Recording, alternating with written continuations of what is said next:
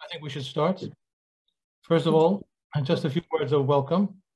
Dear members of the Global Relations Forum and Ankara Policy Center, today we have a joint session, which we're very happy to do together. It's on the latest developments in the South Caucasus, which to my opinion has been somehow neglected due to other events, especially in Ukraine. We have three distinguished panelists, and that will be introduced by our moderator and member, Professor Mithat Çelikbala. And with that, I pass it on to my dear friend, colleague, chairman of APM, Fatih Ceylan. Fatih, you have it. Thank you very much indeed, dear Selim. Good afternoon, everyone. Let me also welcome all of you on behalf of Ankara Policy Center.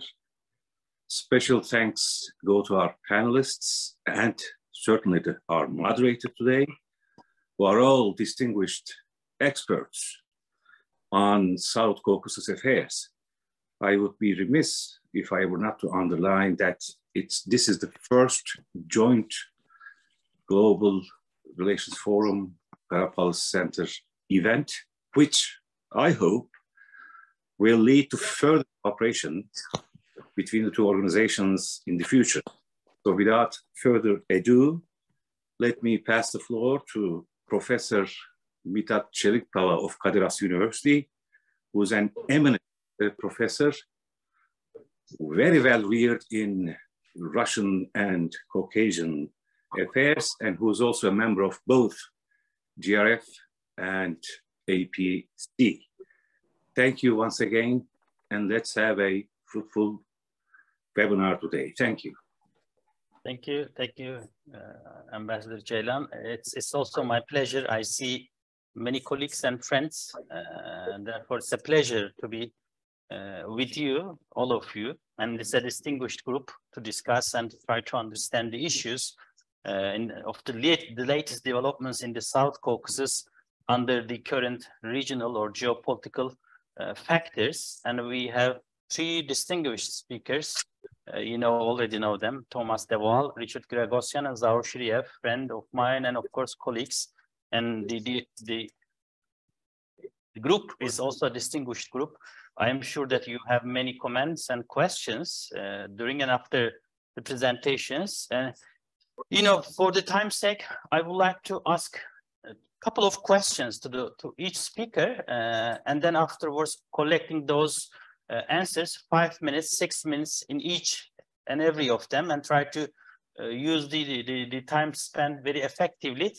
You may write your comments and questions to the chat, and of course speakers will follow them and they may pick up some couple of comments and questions to respond, or I may ask some of those questions and comments and try to move forward.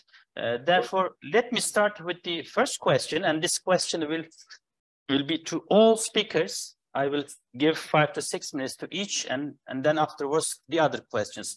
My question is, how do you see the current political and social settings or the atmosphere in the South Caucasus after a year of the Russian war on Ukraine? This is very important.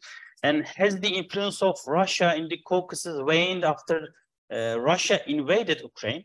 This is the important aspect of my question. And can we reach a regional security and stability in 2023? Maybe this is going to be the last question as well. At the end of the panel, I am going to ask the same question. And I would like to start with Thomas, Tom, and then the other speakers. Tom, the first word is yours. Try to be brief, 5 to 6 Sure. minutes. Well, sure. Or even briefer. Yes. Thank you so much, Mithat, and good to be with you today. Good to see some old friends and colleagues and veterans of the South Caucasus here. Yes, I think clearly the South Caucasus is in a very volatile mood. Clearly, this is a very volatile year for the South Caucasus, which could end in many different scenarios. We could be between Armenia and Azerbaijan. We could be closer to a peace agreement, but we could also end up easily in a new cycle of conflict. Not on the level of 2020, but for sure we could have more violence. It's possible that we could even have a peace agreement which breaks down quite quickly because of problems with implementation. And we're seeing, very volatile events in Georgia as well, and, a real challenge to the current government about how serious its self-declared European integration agenda is. And that's clearly also triggered by the Ukraine war, that for one part of society, sees that the government is being extremely cautious on the Ukraine war, is trying to stay out of it, is trying to not offend Russia. For them, they want to express their solidarity with Ukraine. They see that the government is not interested in a European agenda, and this is why we've got this confrontation going on in Georgia as well. Temporarily, tactically resolved, but for sure, this is only the first round of that confrontation. I do see Russia's role being weaker in the Caucasus as a result of the war. Clearly, they lack the diplomatic, political, and military resources that they had. And clearly, the nations and peoples of the South Caucasus see that on a day-to-day level. I'm reminded of the mid-90s when I was in Moscow covering the war in Chechnya. Suddenly, the first war in Chechnya, suddenly the Russians were doing very badly. And this was a moment when the countries of the South Caucasus, in particular Azerbaijan and Georgia, took some quite strategic decisions to move away from Georgia, decisions, the first ideas of building the Baku-Ceyhan pipeline, pressure from Georgia to withdraw Russian troops, and so on. And I think we're seeing a bit of a similar dynamic at the moment. But let's be clear, if the South Caucasus, as I guess is happening, is returning more and more to its historic place as a kind of crossroads between great powers and empires, in which Russia is no longer, the first or the most important actor, or one of the important actors, shall we say, then that's an opportunity, but it's also a threat. It's an opportunity in particular for the European Union to do more. I think they're being invited into places that they would not have been invited 1 year ago. For example, the EU monitoring mission in Armenia, the first EU mission in a Russia-allied state, a CSTO member. That's quite significant. I'm sure Richard will have more to say about that. So we're seeing the EU being given opportunities, also taking the leading role in the Armenia-Azerbaijan negotiations. But we're also seeing, I think, a potential security vacuum, because whether it's a good policeman or a bad policeman, for sure, Russia was the main policeman in the Armenia-Azerbaijan conflict. No one else pretends to that role. And if the Russian policeman gets weaker, then we're also seeing analogies to what happened in 1918, what happened in the late 1980s, when the Russian policeman gets weak and the local actors get, start to resolve their local differences more boldly, shall we say. And I think this is really what we're seeing from Azerbaijan, that we're seeing Azerbaijan feeling that it can be more forceful vis-a-vis Armenia, that Russia is less of a constraining factor. And for sure, this, for Azerbaijan, this is maybe a moment of emancipation, but one in which they also, I think, unfortunately, are risking greater conflict in the process. That would be my brief summary. Why don't I stop there and pass on to the others? Thank you, Tom. Those are the initials. By the way, may I ask all the participants to mute themselves time to time you catch up the discussion or comments, and therefore it disturbs the speaker most probably. Please check your position and situation. Please mute yourself. And Richard, the same question is to you as well. How do you see the current political and social setting or atmosphere in the South Caucasus after a year of Russian war and under the existing situation of itself in the South Caucasus? Well, thank you very much for the opportunity and for the question, Mitat. I would say that Russia remains overwhelmed and distracted by its failed invasion of Ukraine. And I do think that Russia has neglected many parts of its neighborhood in terms of Central Asia as well as South Caucasus. But I do think the Russian position today in the South Caucasus is largely defined by weakness and a lack of confidence, given the distraction and the challenge. We also see Russia's rather surprising military underperformance, if not defeat, in the Ukrainian theater. That military weakness has significant repercussions for the perception of Russian power in this region. What we also see, however, is, I would say, a storm on the horizon, where sitting in Armenia, I'm greatly concerned about a coming storm where no matter what happens on the ground in Ukraine, we're all going to face a vengeful, angry, isolated Russia, lashing out at all of its neighbors, from Moldova to Georgia to Central Asia. For Armenia, however, I would say developments over Nagorno-Karabakh, as well as an expansion of that conflict into a bilateral conflict between Armenia and Azerbaijan, has tended to change the dynamic in terms of what I would say is Russia losing the diplomatic monopoly or initiative to the European Union.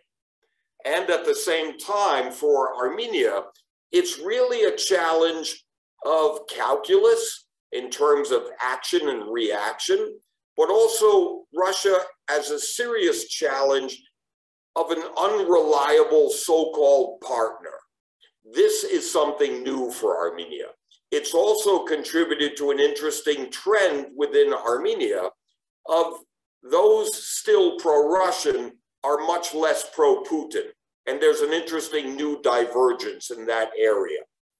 And finally, Armenia's challenge is dealing with not only an unpredictable Russia, but in terms of, if you will, astronomy, how to lessen Russia's gravitational pull, where Armenia has been firmly within the Russian orbit. But now, how to turn this post-war opportunity in terms of regaining a sense of agency, defending independence and sovereignty. This is why a peace treaty with Azerbaijan is essential and normalization with Turkey is critical. So let me stop here and reiterate that most of these discussion where Zaward and I think, agree to a surprising degree on many issues, and we do follow Tom's points. But let me turn it back, Mitat. Thank you. Okay, Richard, it's a point to see the general perspective. Zawar, your position, your perspective regarding the South Caucasus in general. Of course, I have some specific questions regarding the regional countries, but what about the regional setting and your and of course the Azerbaijani perspective? Thank you, Mithat Bey. It's a pleasure to be here and with a great distinguished speakers and also guests. But first, I would like to express my condolences to the victims of the recent earthquake in Turkey, and I hope that Turkey can quickly recover from this tragic event. Coming to your question, I think if you ask this question, this is an interesting question, one, and its answer is subject to change. So if you ask this question in November 2020, I think there was a different answer, because Russia seemed to be much more influential by deploying troops in Azerbaijan territory, and we wish to stay in the region for the next 10, 12 years, and feeling that no one is going to challenge its power. And also Russia did not seem to have an interest of Azerbaijan and Armenia reaching a final peace that time. So, and they wanted to prefer the maintaining the no war, no peace situation, might be some relative stability and opening of the trade and communication. So, and there was no traceable Western activity in the region, and it was predicted that the new security system led by Russia will be established in the area.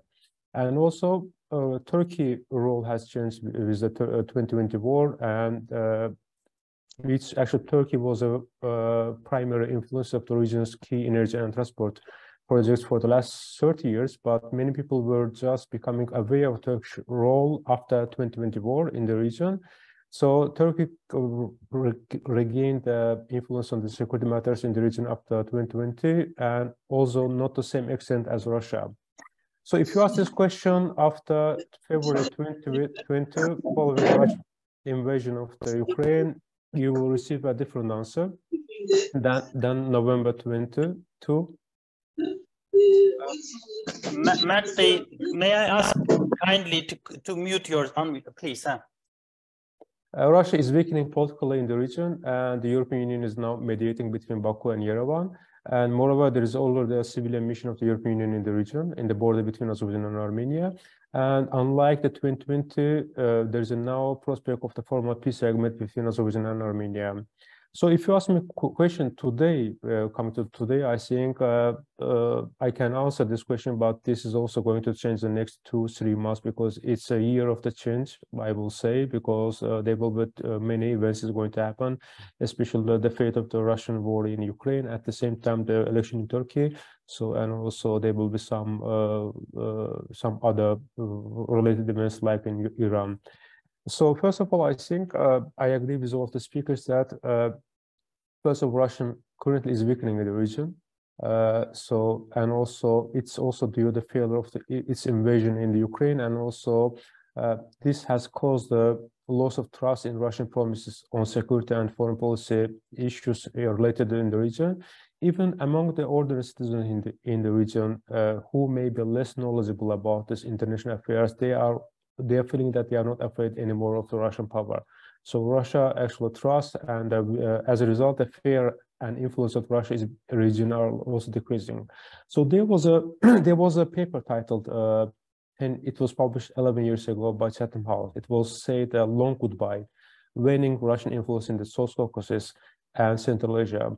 So that time it was seen as a premature, the title. I think it's right now, might be people are much more believing this title is reflecting the reality on the ground. So, but I think that there's two issues that actually is going to shape the our answer to this question. First of all, whether Baku and Yerevan is going to reach the peace agreement this year or not. Because last year, 2020, there was a deadline, set deadline by Yerevan and Baku, but it is not reached. They haven't reached this agreement. So Russia has a chance to influence the negotiation process if either side relies on or aligns themselves with Russian interests. So if either side puts a high stake on Moscow and leans towards one side, and Russia will continue to play a role of a separatist power between Baku and Yerevan. So this is one first risk. I think second issue is that we know that Russia is unhappy that Armenia and Azerbaijan have recognized each other's territorial integrity, which reduced the chance of Russia staying in the region after 2025.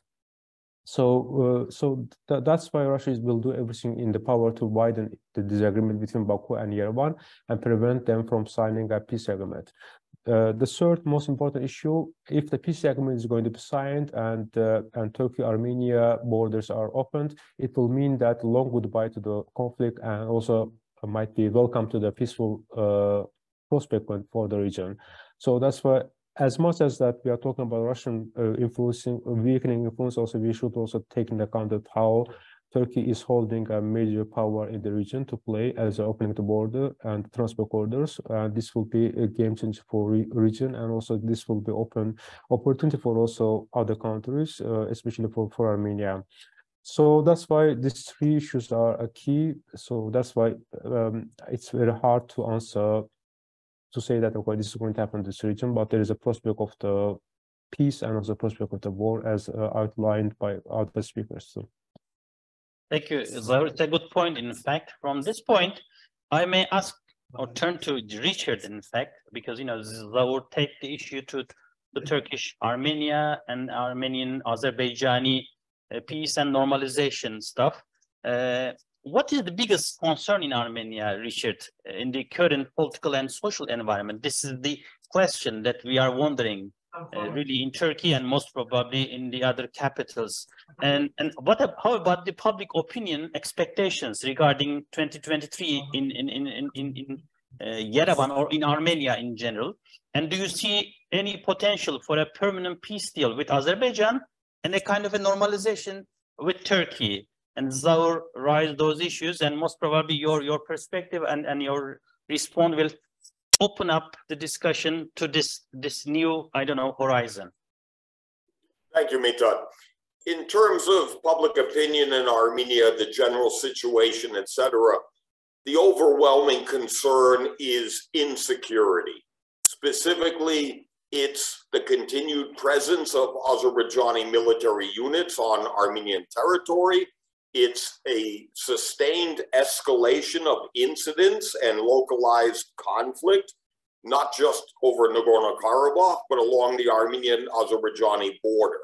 Hence, the deployment of the EU monitors is especially welcome and seen as extending a degree of deterrence that we've lost since the war of 2020.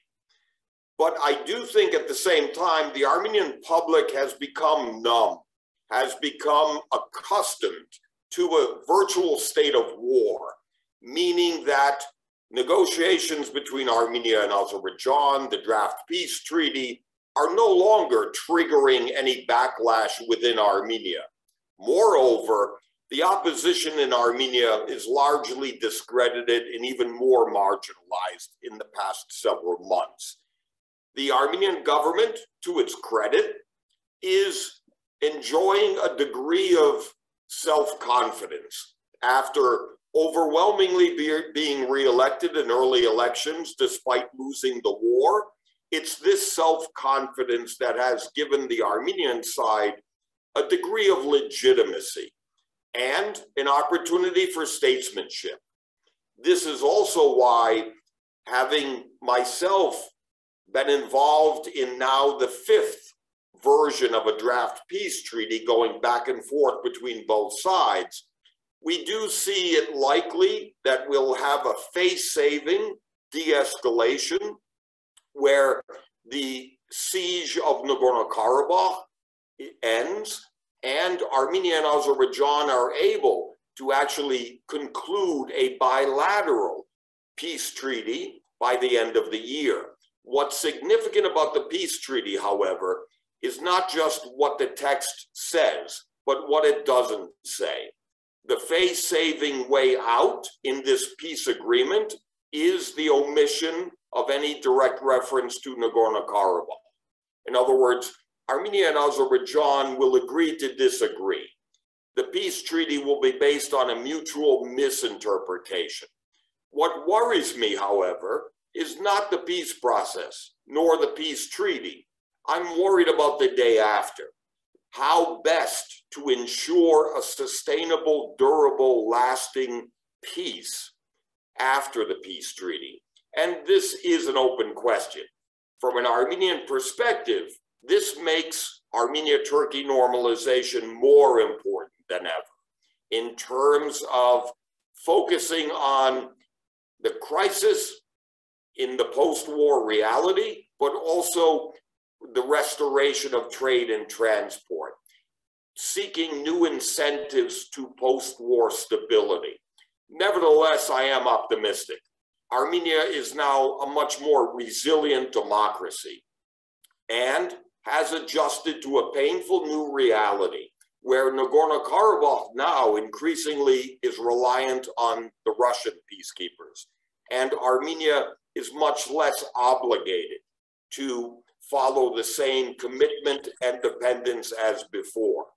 And in conclusion, there is no conclusion. This is very much a dynamic process and something that will be changing in the coming months, as Zaur has correctly identified. This year is very much a year of change. Thank you, Richard. This is a good point. In fact, from this optimistic perspective, and there are some, limitations, but Richard put the issue very straightforwardly. Zaur, what about Azerbaijan's attitude? And is there a possibility from the Azerbaijani side for the peace deal? And what role do you think Azerbaijan could play in regional peace and stability from this perspective?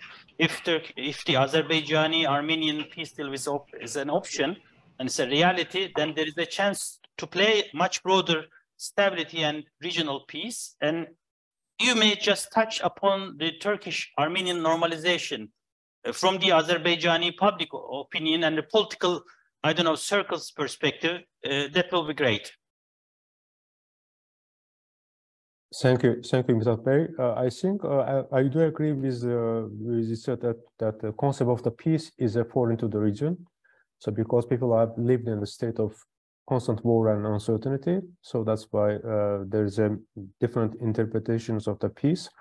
So when examining Azerbaijan's position towards Armenia, I think it became clear that the signing of the formal peace treaty is a top priority since 2021. But such opportunity only emerged itself in 2022, only last year, due to several factors, including the Russian invasion of Ukraine and kind of the Western activity in the region and EU's mediation efforts. So,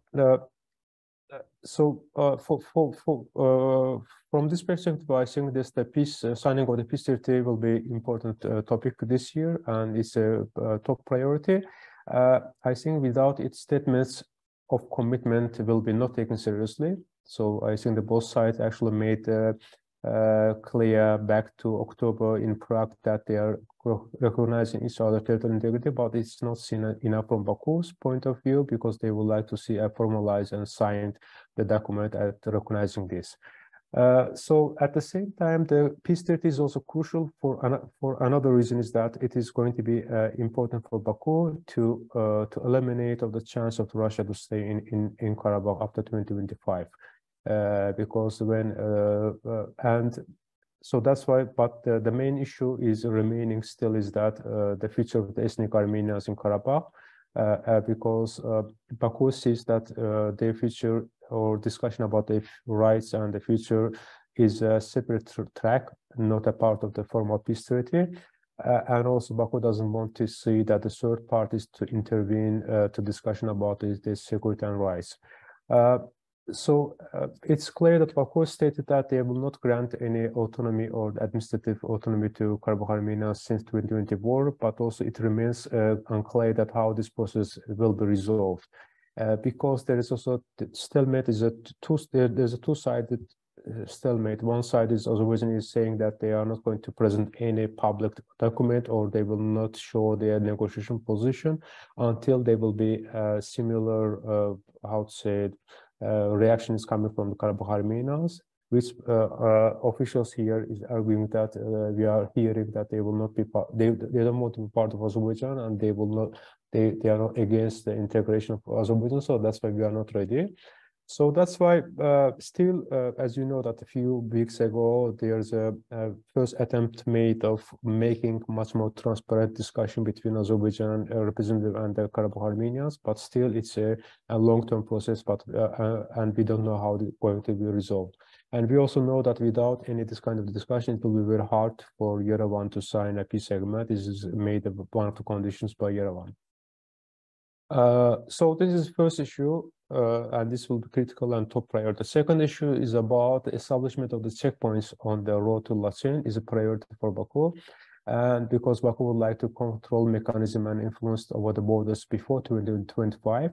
And we haven't seen that the positive statement or reaction from either side, either Armenia or Russia, to this proposal, because they see this differently, and because Baku's argument is that Lachin is a road, not a corridor, and there were different understanding from Baku. I think there is also first made publicly in 2021 December, President Aliyev compared to Lachin and connectivity with Nakhchivan as a same basket, but after Munich discussion this year, we heard that Baku is ready to accept, let's say, the checkpoints both in the Nakhchivan direction and also in direction of the Lachin.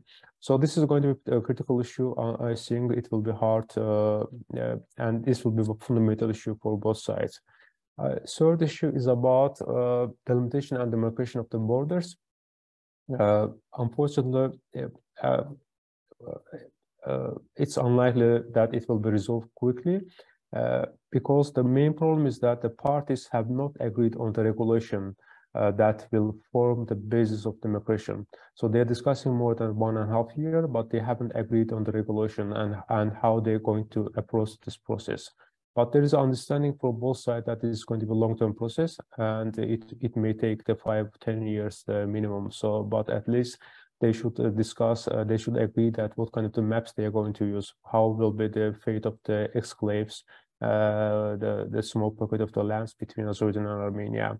So then I think it will be easier to, at least it will be easier, it will be less toxic, it will become much less toxic topic to go future. So the last issue is about the transport corridors. I think there's a, Azerbaijan has no desire, at least what we heard from Baku's policymakers here, that they don't have any desire to gain extraterritorial control over Sunni region of Armenia, which Baku calls is connected with the Zengezur road. But main issue is that Baku's position has changed, I will say, or Baku make its position much more clear. Before, Baku's position was that they should have the similar unhindered, let's say, free movement both in Latina and for Naxchivan direction, but they shouldn't be in Armenian control. And according to 2020 ceasefire, they should be Russian security check. So Russia will be observe the situation. But it's right now, I think Baku is trying to actually minimize the risk or let's say concern coming from Yerevan, also saying that they are ready to both checkpoints. But still, I think Baku sees this is a connection from one part of Azerbaijan to another part of Azerbaijan. They would like to see less checkpoints, less control, but I don't know how it's going to be regulated. We know that last year in August, both sides were ready, or at least were close to agreeing, let's say, this regulation. And also there will be question about how the shortest route, how they're going to choose the shortest route. There might be 45 kilometers from Azerbaijan, the mainland to Naxchivan, or there might be different options, which Baku prefer the shortest land. About this, the last part of the question about the Turkish-Armenian normalization, they were understanding, at least after 2020 war, that they might not be seen as a parallel process, because it was always seen as a parallel process. Even the second attempt of the Armenian-Turkish normalization in the 2008-2010 was actually stopped because of the Baku's veto player. Baku doesn't want it. Baku saw things differently. Baku saw that this is going to undermine the negotiation, but the main barrier that was actually is not there yet. But still, I think Baku sees is a parallel process in a way. So, and still they see that at least there should be a form of peace treaty between Baku and Yerevan, and then any less opening of the border will be sufficient for Baku. But there were different demands from Baku.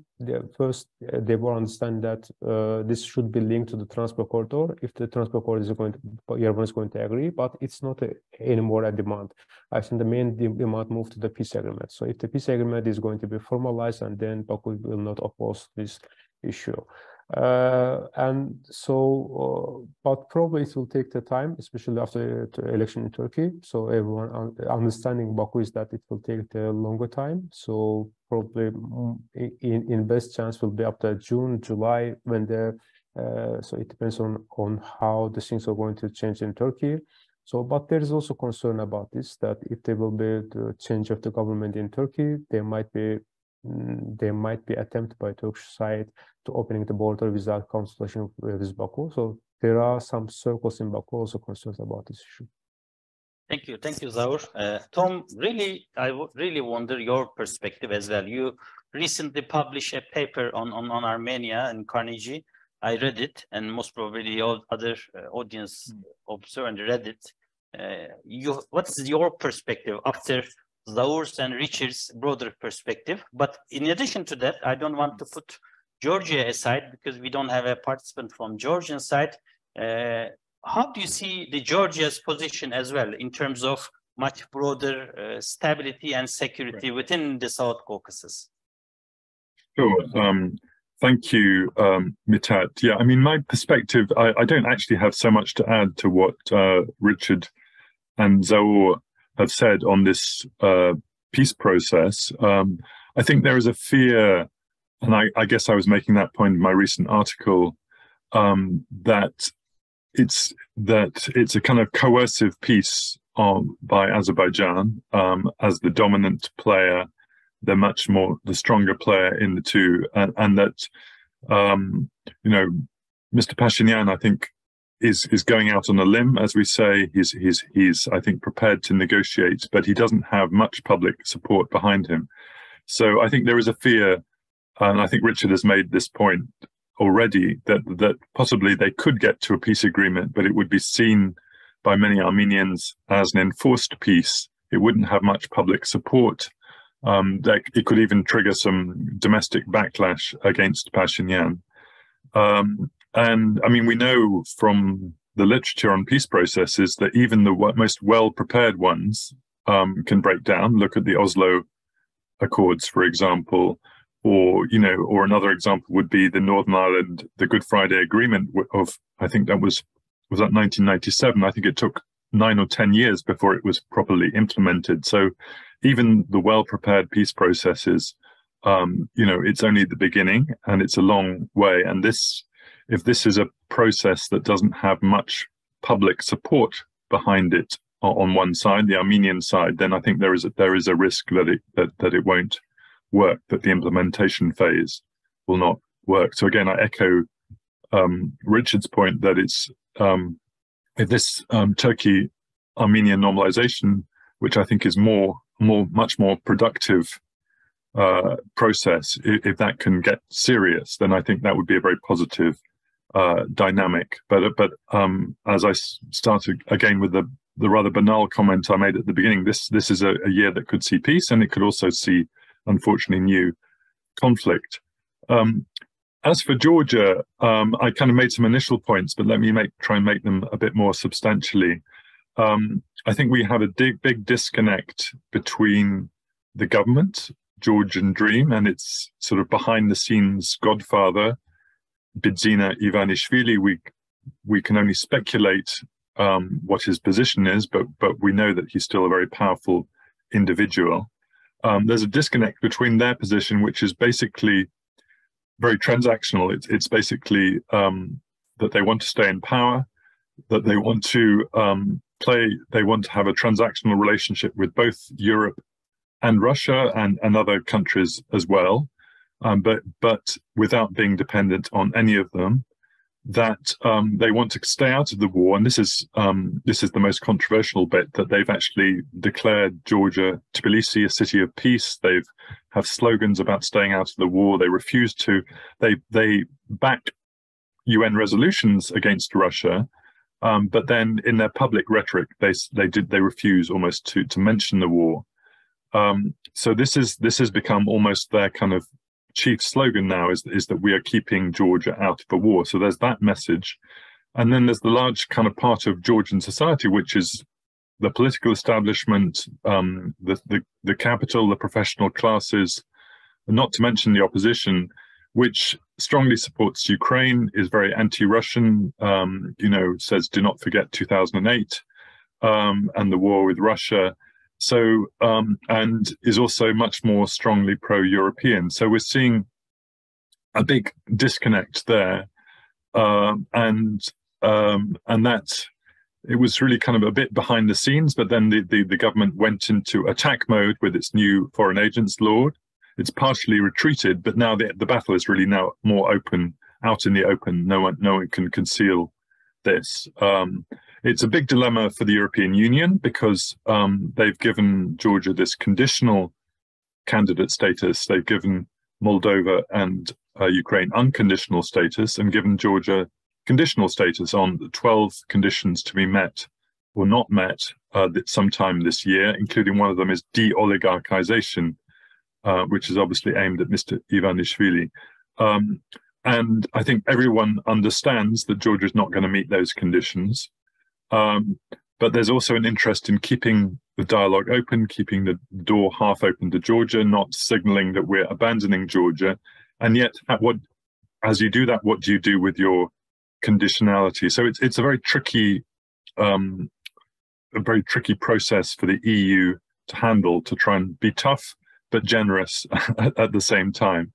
So I think it's all really about domestic politics in Georgia. The geopolitics is the context to this, but it's really all about domestic politics. It's all about the Georgian Dream government wanting to survive, perpetuate itself, win the next election by as fair means as it can. And if it can't win by fair means, I'm afraid looking at foul means, certainly looking at restricting the media landscape in Georgia, which is getting less free, unfortunately.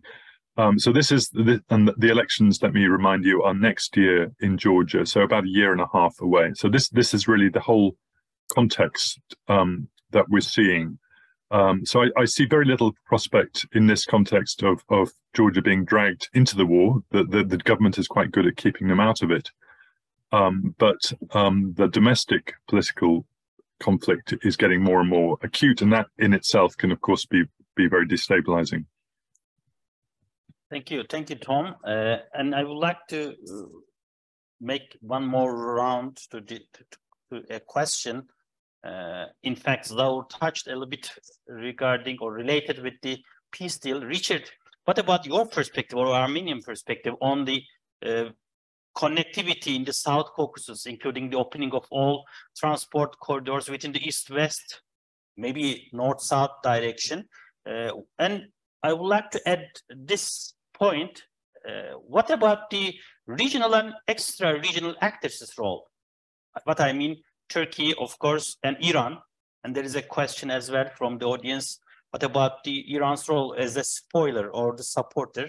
And more than that, I know you mentioned in the first round the EU. What about the EU's role? Or is there a role for China, for example, in this north-south or east-west directions? And is it, what about the Armenian response regarding the regional developments?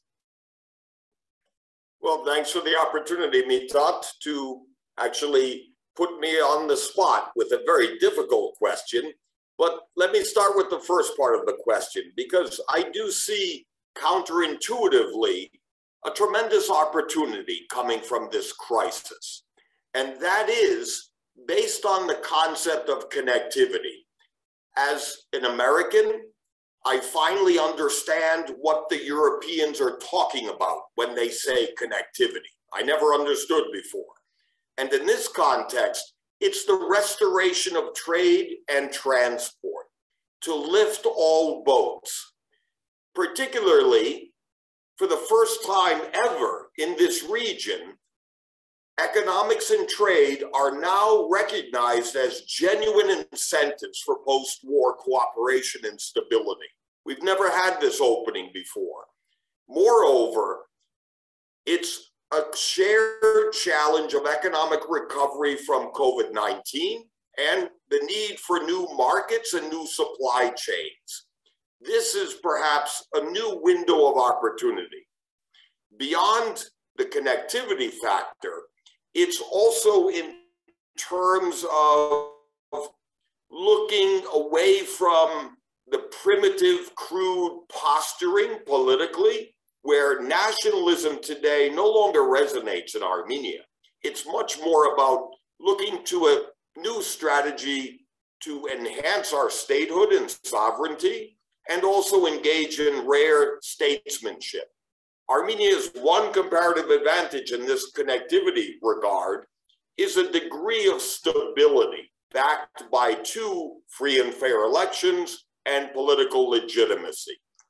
What we also see going forward, however, is a much more regional centered reality.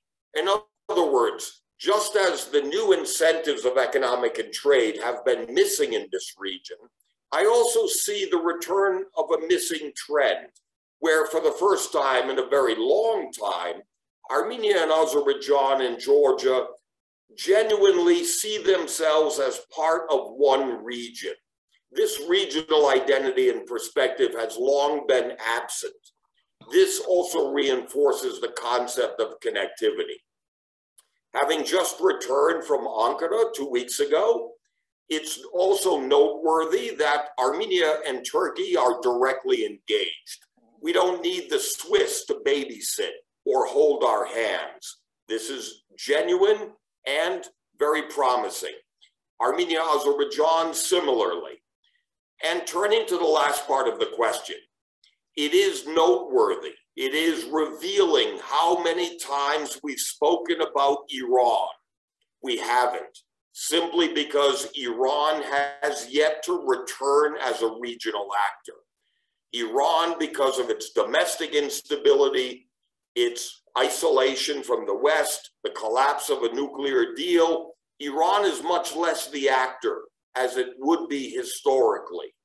However, the newest development regarding Iran is a brewing conflict with Azerbaijan, which in my opinion also stems from the return of Netanyahu in Israel. And finally, the EU. In my opinion, the European Union is actually demonstrating actions on the ground that match the slogans and ambition. The deployment of the monitors to Armenia was amazingly rapid and impressive. And it's not the United States, but it's the EU whose engagement can actually be less provocative to Russia, but also more effective on the ground. And I do think it's the European Union that is crucial. And even Azerbaijan has a new higher priority for the EU after its gas deal with the European Union. And finally, I do think the return to diplomacy is the only way forward. Azerbaijan continues to wield a maximalist approach that is now becoming counterproductive for them, leading to the Azerbaijani government's risk of diplomatic isolation. But more than that, to be honest, I think it's premature. We're still engaged in daily and weekly violations of any degree of normalcy or the Russian-imposed ceasefire agreement. But I do think Armenia-Turkey is the rare positive game changer in the strategic perspective. Thank you. Thank you, Richard. Zaur, you got the point, and this is the limitation. And you already mentioned the previous round on this connectivity or the East-West issue. But, you know, I would like to, maybe you may expand your discussion by taking Azerbaijan's connections with the other side of the Caspian as well, the middle corridor discussion.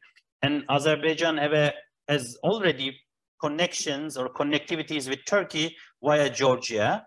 And then is there a room? What is the Azerbaijani perspective, of course, in terms of this new corridors? But, you know, especially what about Azerbaijani-Iranian connections or relations? We are closely observing, of course, in Turkey. But, you know, what about the Baku's perspective in terms of Azerbaijan-Iran relations? Thank you. So I think this, before answering your question about the middle corridor, I would like to also mention one important thing, that we are talking about that Russia is weakening, but also no one has any illusion here that Russia is going to leave the region. So I think the main threat in the region is that Russia is going to be, everyone is in the West, at least some people are talking about the Russian disintegration, but I think the main threat is the Russian disintegration in the decision making. So because if this is happening, this is going to be a very big threat, because it will remind us that in the 90s, when there was a different actors in the Moscow, so we defined, so there wasn't a Moscow.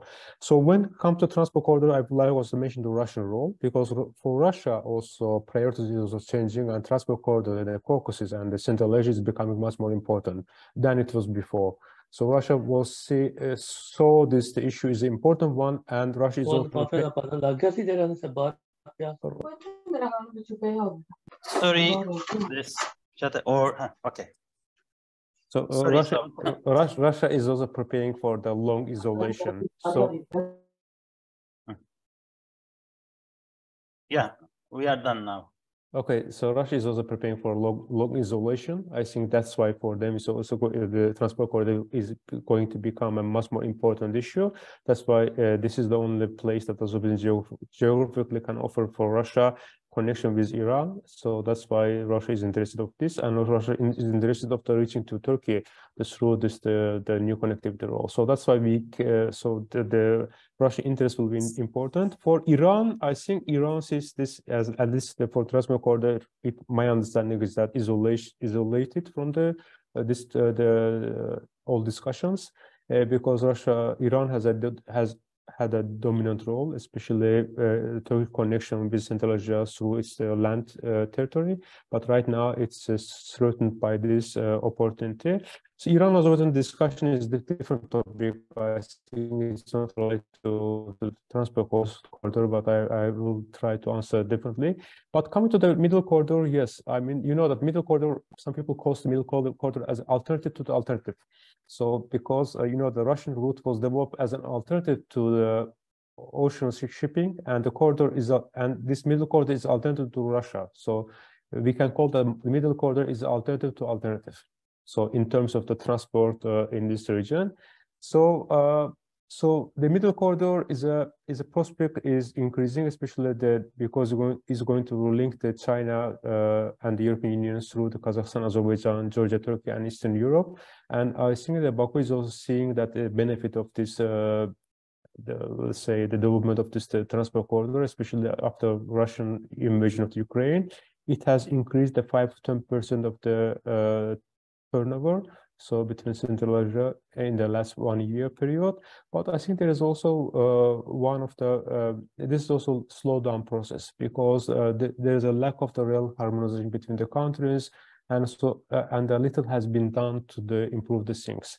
And also there is a need a major infrastructure development over coming years, especially when needed to transport the volumes to grow significantly, especially to improve the ferries and bottlenecks around Istanbul and Ankara in Turkey. So I think there's a great prospect of this middle corridor, but there is a two risk: who is going to invest, how much people are going to invest from the West, or how long this will be seen as alternative.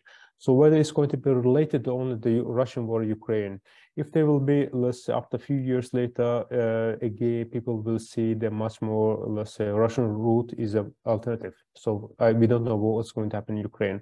So that's why we don't see still it became a strategic important things for outsiders, for the West. It became important for the Central Asia and also Caucasus and Azerbaijan.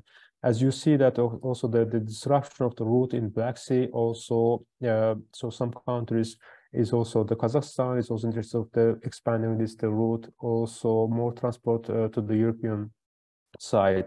So this is the one issue, important one. But second issue is the transport corridor, let's say new route connecting Azerbaijan through the Armenian territory and Turkey. This is also important one. I think it's going to be ready at the end of this year from Azerbaijan. At least the work will be done to building of the railroad, but we don't know. But not much progress have been made between Baku and Yerevan of the, let's say, discussing, agreeing the many things. This could be a progressive. This will be a promising one in the long future.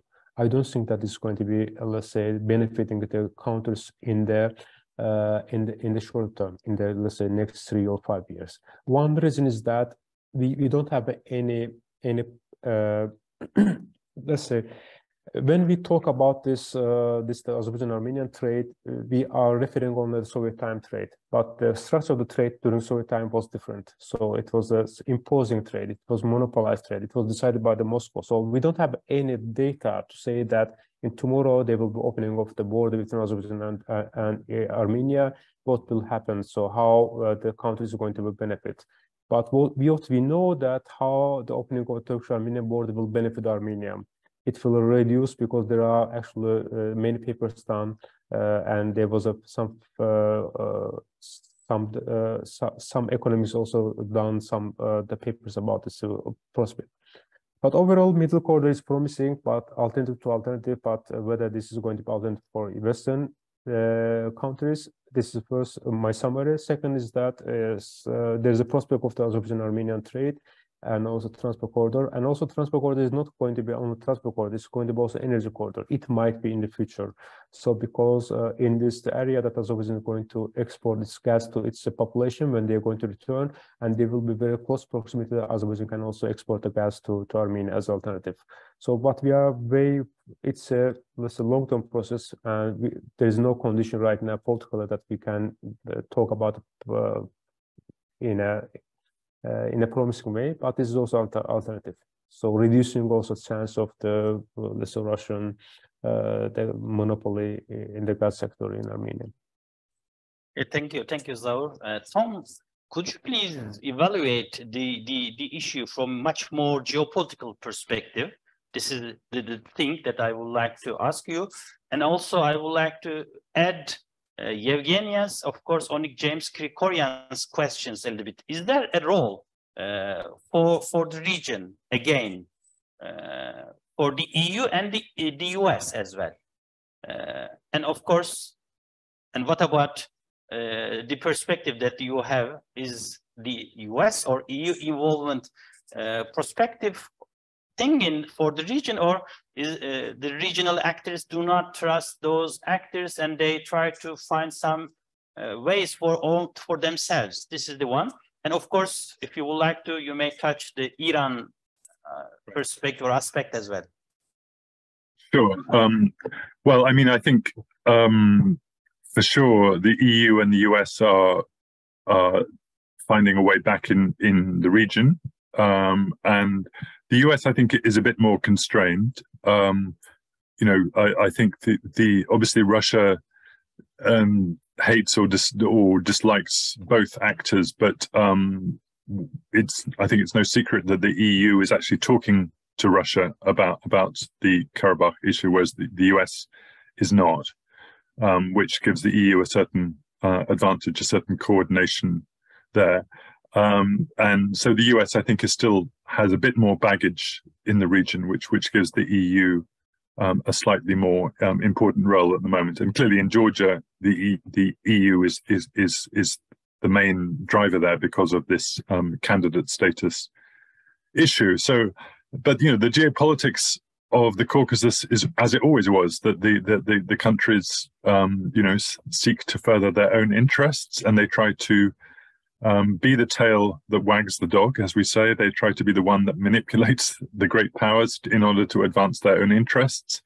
If they see a contradiction between the great powers, they try to use that as well. So there's nothing new there, you know, and you know that even includes a relationship which, on one level, is so close, Azerbaijan and Turkey, and yet there is a suspicion that, you know, Azerbaijan is also trying to use Turkey. You know, it's even that is not a simple relationship, despite the many affinities between Azerbaijan and Turkey.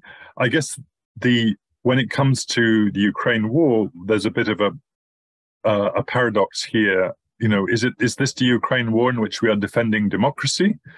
In which case we should be doing everything we can to support democracy in Georgia and in Armenia.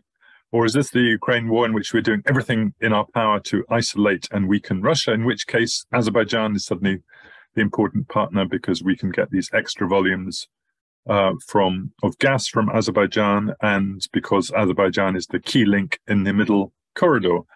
And I guess the answer, of course, is both. You know, so you're getting some people in EU and US who are more interested in one agenda and some in the other, which is why in the EU, you're getting rather mixed messages sometimes when Ursula von der Leyen goes to Baku and talks about Baku as an important strategic partner, but does not go to Yerevan, whereas Charles Michel within the EU is negotiating and says that peace between Armenia and Azerbaijan is the absolute priority. So, there are mixed messages, and we also know that particularly when it comes to negotiations, there is this phenomenon called forum shopping, in which if a side in a negotiation doesn't like what they're being offered by one negotiator, they look for a different forum where they might get a better offer. I think this is a bit what Armenia is doing at the moment as the weaker partner. It's trying to see whether do we go 100% with the EU, or are the Russians offering us a bit something else? And again, the US is activating itself, which is good. As Onik mentioned, the US negotiator Lou Bono is now in the region, but there is a little danger there that the US and the EU would give slightly different messages, and that this would blur the clarity about what is needed. So I think, a lot of coordination is needed. It's the messaging which is incredibly important here. On Iran, do you have any perspective? Iran, I think Richard said it all. We all know that Iran is an important neighbor, an important actor, but it's always got something else much more important to worry about than the South Caucasus, whether it be Iraq, whether it be its own domestic situation. So Iran, I think plays this rather tries to play the role of a kind of status quo party as much as possible, and I think the current situation is no different. Okay, thank you. We have 14 more minutes. I'm gonna close 5:15. All the speakers, you may see the chat box most probably. If you like to check the chat box, the questions, you may pick up some points, and I would like to give a couple of minutes, 3-4 minutes for each, for the final remarks and your prospects. Again, I would like to turn the question: can we reach regional security and stability in 2023? This is the main question, but it is the closing remarks. I would like to start with Richard, of course. Nitan, I thought we were friends. You keep turning to me with these difficult questions. But I will be honest. I think the clear, obvious answer to your question about will we attain regional security stability this year, the answer is no. I mean, I'm quite happy trying to engage in the need for de-escalation, a climb down, a return to diplomacy. But that's just the bare minimum. Even Armenia-Turkey normalization, having been in Ankara 2 weeks ago and in your office 2 weeks ago, it seems clear that the parallel track of diplomacy, where Turkey has successfully reimposed a precondition that Armenia and Azerbaijan must sign a peace deal prior to the fulfillment of normalization. Having said that, let's look at Armenia-Azerbaijan. The Armenian government is no longer talking about status for the Armenians of Nagorno-Karabakh. Rather, the Armenian government is fully endorsing direct negotiations between the democratically elected Armenian authorities in Nagorno-Karabakh with the Azerbaijani authorities. This is probably more realistic and more effective than any previous round of mediation. My second observation, the EU is also much more effective than the United States because the European Union is not trying to replace the OSCE Minsk group as mediators. In fact, the European Union is facilitating, not mediating. This is providing a platform for the leaders of Armenia and Azerbaijan to directly engage. As important and promising as that is, that has little to do with Nagorno-Karabakh. That's bilateral, interstate. Having said that, there's an added element that's been missing for years that makes me optimistic. And that is Armenia and Azerbaijan have engaged now in summatory preparation, where the Secretary of Armenia's National Security Council with Hikmet Hajiev, the advisor to the Azerbaijani president, are engaged in preparatory work prior to any meeting of higher officials. This reminds me from the Cold War between the Americans and the Soviets, where arms control agreements were 80% hammered out on a staff level engagement. This is a rare demonstration of professionalism in terms of Armenian-Azerbaijani diplomacy. So I do think we should expect progress, but not as complete or ambitious as your question presumes. That's enough. That's great. Even this is an optimistic perspective, Richard. Zaur, what about your points regarding the 2023 and of course other final remarks? Thank you. I think this one reality is that 2025 rather than 2023 will be key date for the region for various reasons.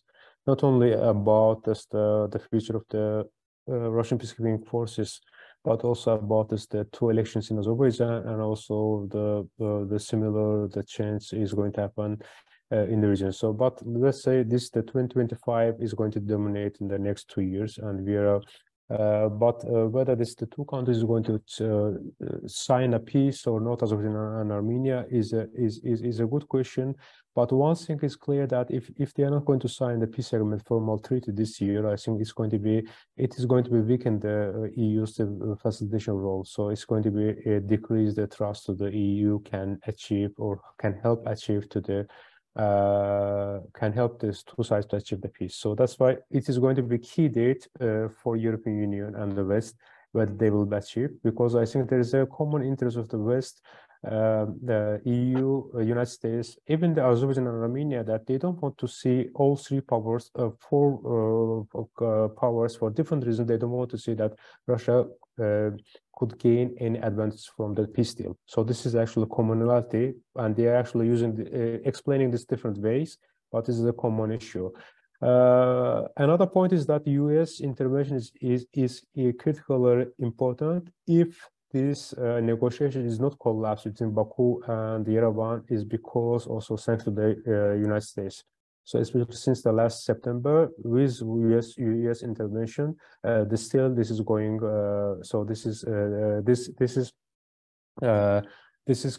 negotiation is continuous. The one issue is that EU's negotiation format is not a structured one. So this is also the post question. So that's why the regional countries, at least I can say that Azerbaijan, let's say, treat or see EU is impartial, but at the same time they are seeing the US role is much more important for various reasons. US has a much more capacity. US can have a long-term policy in the region. So that's why this US negotiator visit the region is important one. So I am hopeful that they will sign, Azerbaijan and Armenia can sign the formal peace treaty this year. But if not, I think this will be much more the question or the concern for the Western countries, that and their mediation, but they will have ability to continue after that date. Okay, thank you, Tom. Both colleagues from Azerbaijan and Armenia are optimistic, but not that eager. They are a little bit cautious as well. But Zaur says 2025 is much more important. Right. And this, you are the last one. Well, so unfortunately, no one ever made any money by being optimistic about the Armenia-Azerbaijan conflict. As I know from bitter experience, we've seen many negotiations, full storms over the years. There have been moments when I've also been optimistic.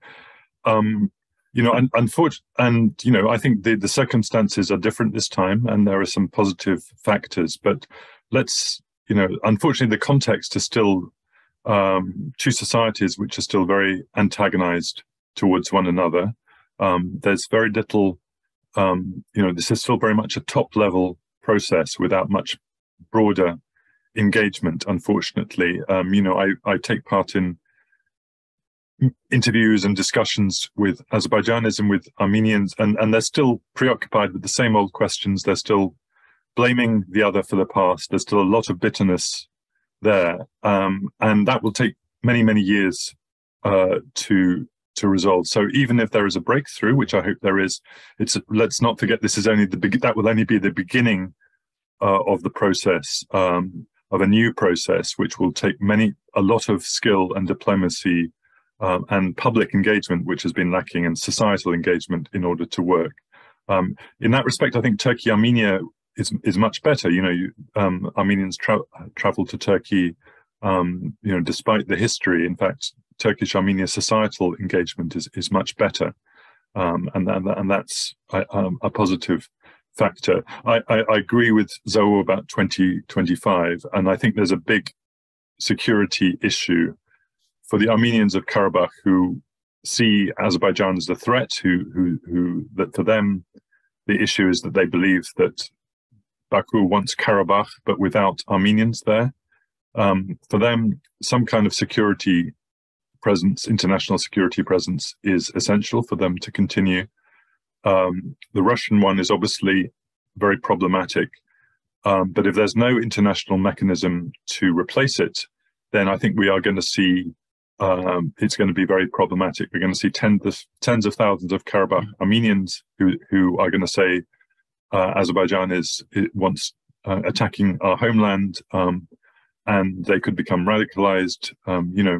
In the worst scenario, they could become some sort of Armenian version of the PLO, displaced militants outside their homeland. So that's, I think, something to be worried about in the future, the security issue around Karabakh.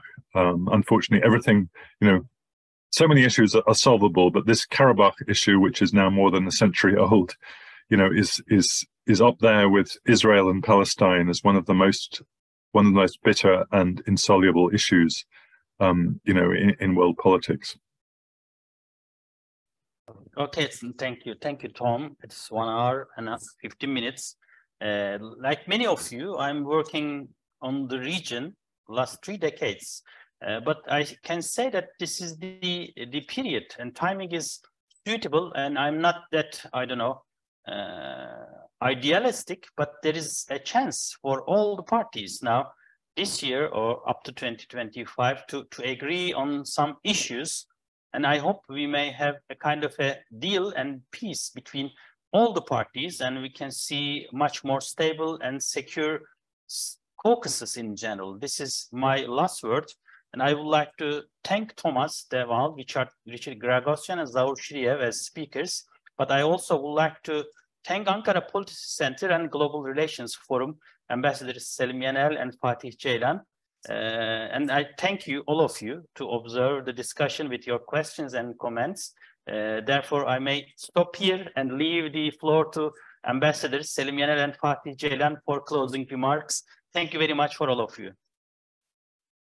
Well, if I may just say a few words, I'm very impressed by the discussions this afternoon. It was very important to be able to talk about this which I said in my initial remarks was somehow neglected because of the Ukraine-Russia war that's going on. This is a region which is important for Turkey, and I do hope that I want to be positive as well as the speakers, that we will have an opening between Turkey and Armenia that should also help Azerbaijan and Armenia to reconcile as well. So thank you very much for the distinguished speakers and our moderator. On to you, Fatih. Thank you, dear Selim. Let me once again thank our moderator today, Professor Çelikpala, and all the 3 panelists with their excellent views on a very important topic, which I also believe has been neglected for quite a period long of time. So as diplomats, we should uphold the cautious degree of optimism to inject into this process. We have to achieve something on bilateral tracks as well as in a trilateral context. I mean, Azerbaijan, Armenia, and Turkey, Armenia, and also in the trilateral context, Turkey, Armenia, and Azerbaijan. I do believe with the political will in place, we will be in a position to have a better atmospherics in Southwest Caucasus, which will be a sigh of relief for all of us in this very volatile region. Thank you once again. This has been an excellent webinar, and I hope to see both our moderator, and our panelists on another occasion. Thank you. Thank you.